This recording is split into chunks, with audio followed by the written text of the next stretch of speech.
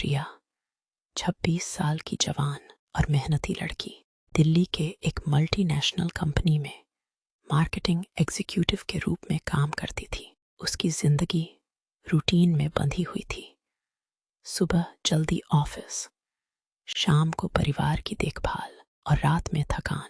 लेकिन एक दिन अचानक तेज बुखार, पेट में तेज दर्द और कमजोरी ने उसे बिस्तर पर लिटा दिया। घर वाले घबरा गए और तुरंत उसे सिटी जनरल हॉस्पिटल ले आए।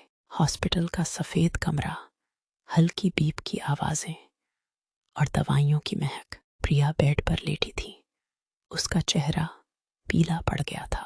नर्स ने ड्रिप लगाई और कहा, डॉक्टर साहब जल्दी आ रहे हैं। तभी दरवाजा खुला। डॉक्टर अर्जुन शर्मा अंदर आए।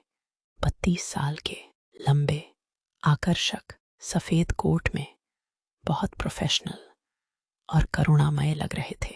उनकी आंखों में मरीजों के प्रति गहरी संवेदना झलकती थी। नमस्ते प्रिया, मैं डॉक्टर अर्जुन हूँ। आपकी केस देख रहा हूँ। घबराइए मत, हम सब ठीक कर देंगे, उन्होंने नरम आवाज में कहा।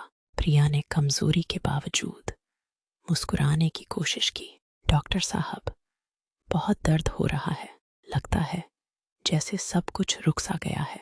अर्जुन ने सावधानी से पूरा चेकअप किया। ब्लड प्रेशर, टेम्परेचर, स्टेथोस्कोप से दिल की धड़कन सुनी।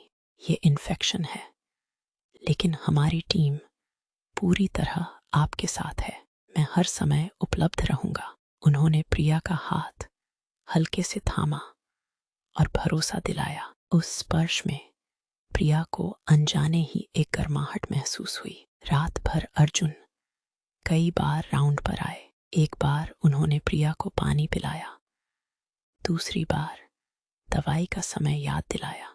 प्रिया, आपकी उम्र में इतनी मेहनत करना अच्छा है, लेकिन खुद का ख्याल भी रखना जरूरी है, उन्होंने कहा।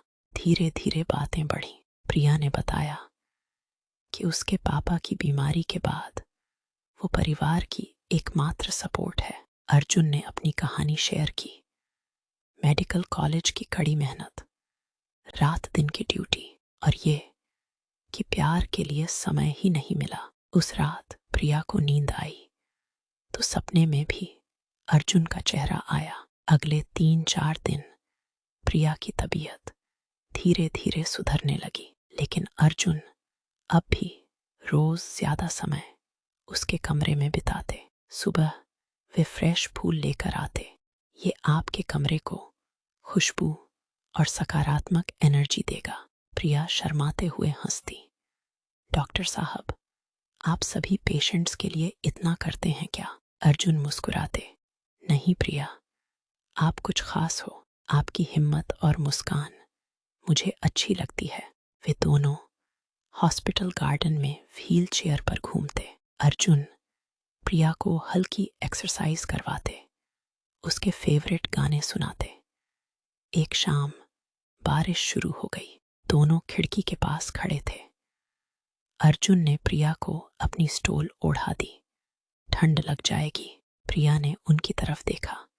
आपकी ये केयर मुझे बहुत अच्छी लग रही है अर्जुन। सॉरी डॉक्टर अर्जुन, बस अर्जुन कहो जब हम अकेले हों तो, उन्होंने धीरे से कहा। उस पल दोनों की नजरें मिली।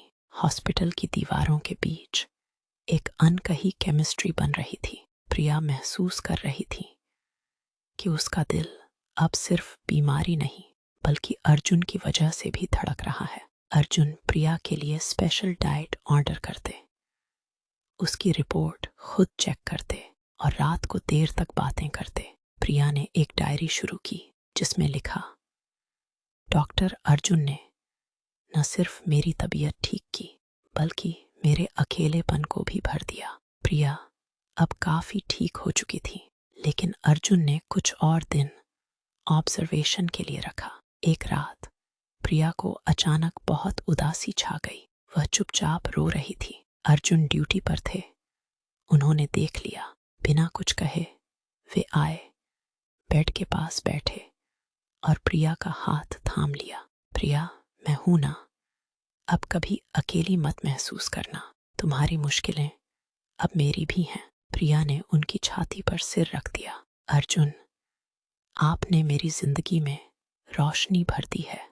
हॉस्पिटल आकर मुझे लगा कि ये जगह सिर्फ दर्द की नहीं बल्कि प्यार की भी हो सकती है। अर्जुन ने उसके माथे पर हल्का सा आशीर्वाद भरा स्पर्श किया। मुझे भी तुमसे बात करके बहुत सुकून मिलता है। तुमने मुझे वो एहसास दिया जो सालों से गायब था। बाहर बारिश हो रही थी। दोनों देर तक हाथ थामे चुपचाप बैठे रहे। कोई शब्द नहीं, सिर्फ दिलों की भाषा। अगले दिन अर्जुन ने प्रिया को सरप्राइज दिया। उसके फेवरेट चॉकलेट, एक छोटी सी किताब द अल्केमिस्ट और एक नोट, तुम मेरी सबसे खूबसूरत पेशेंट और अब सबसे खास इंसान हो। स्टाफ को भी दोनों की क्लोजनेस दिखने लगी थी, लेकिन सब मुस्कुराकर इग्नोर करते क्योंकि अर्जुन बहुत रेस्पेक्टेड डॉक्टर थे।